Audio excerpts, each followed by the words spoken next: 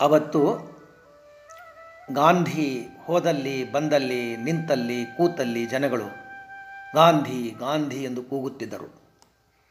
ಈವಾಗ ಮೋದಿ ಹೋದಲ್ಲಿ ಬಂದಲ್ಲಿ ನಿಂತಲ್ಲಿ ಕೂತಲ್ಲಿ ನಡೆವಲ್ಲಿ ನುಡಿವಲ್ಲಿ ಮೋದಿ ಮೋದಿ ಎಂದು ಕೂಗುತ್ತಿದ್ದಾರೆ.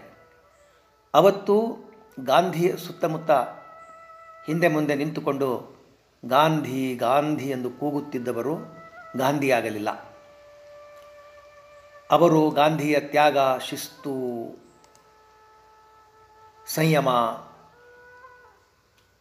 ಇವುಗಳನ್ನು ಅಳವಡಿಸಿಕೊಳ್ಳಲಿಲ್ಲ. ಬರೀ ಗಾಂಧಿಗೆ ಬಹುಪರಾಕ್ ಹೇಳಿದರು ಅಷ್ಟೇ. ಇವತ್ತು ಮೋದಿ ಮೋದಿ ಎಂದು ಕೂಗುತ್ತಿರುವವರು ಕೂಡ ಅದೇ ತಪ್ಪು ಮಾಡುತ್ತಿದ್ದಾರೆ ಎಂದೆನಿಸುತ್ತದೆ.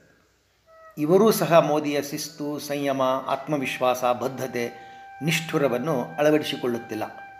ಮೋದಿಯ ಹಾಗೆ 18 ಗಂಟೆ ಕೆಲಸ ಮಾಡುವುದನ್ನು ಕಲಿತುಕೊಳ್ಳುತ್ತಿಲ್ಲ. ಮೋದಿ, ಗಾಂಧಿ ಇವರುಗಳನ್ನು ಬರೀ ಆಕರ್ಷಣೆಯಾಗಿಸಿಕೊಂಡರೆ ಸಾಲದು.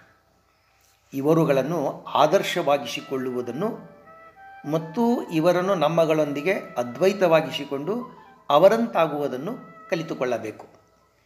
ಆಗ ಮಾತ್ರ ಅದು ಗಾಂಧಿ ಯುಗವಾಗುವುದು, ಗಾಂಧಿ ಪರ್ವವಾಗುವುದು ಮತ್ತು ಮೋದಿ ಯುಗವಾಗುವುದು, ಮೋದಿ ಪರ್ವವಾಗುವುದು ಸಾಧ್ಯ.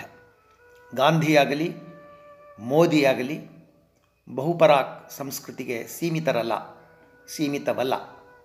ಅವರದಕ್ಕೆ ಒಲಿಯುವುದಿಲ್ಲ.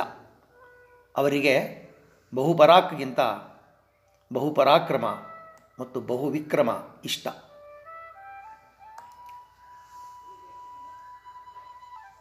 ಕೆಲವರು ಸುಧಾರಿಸಿಕೊಳ್ಳಬೇಕು ಅನ್ನುತ್ತಾರೆ. ಆದರೆ ಅವರ ಸುತ್ತಮುತ್ತಲಿನ ಜನಗಳು ಅವರನ್ನು ಸುಧಾರಿಸಿಕೊಳ್ಳೋದಕ್ಕೆ ಬಿಡೋದಿಲ್ಲ. ಕೌರವರು ಕೂಡ ಸುಧಾರಿಸಿಕೊಳ್ಳಬೇಕು ಅನ್ನುತ್ತಿದ್ದರು. ಆದರೆ ಶಕುನಿ ಅವರನ್ನು ಸುಧಾರಿಸಿಕೊಳ್ಳೋದಕ್ಕೆ ಬಿಡಲಿಲ್ಲ. ಶಕುನಿಯಂಥವರು ಈಗಲೂ ಇದ್ದಾರೆ. ಅವರು ಅಲ್ಲಿ ಇಲ್ಲಿ ಇರೋದಿಲ್ಲ. ಅವರು ಅಕ್ಕ ಪಕ್ಕ ಸುತ್ತಮುತ್ತಾನೇ ಇರುತ್ತಾರೆ.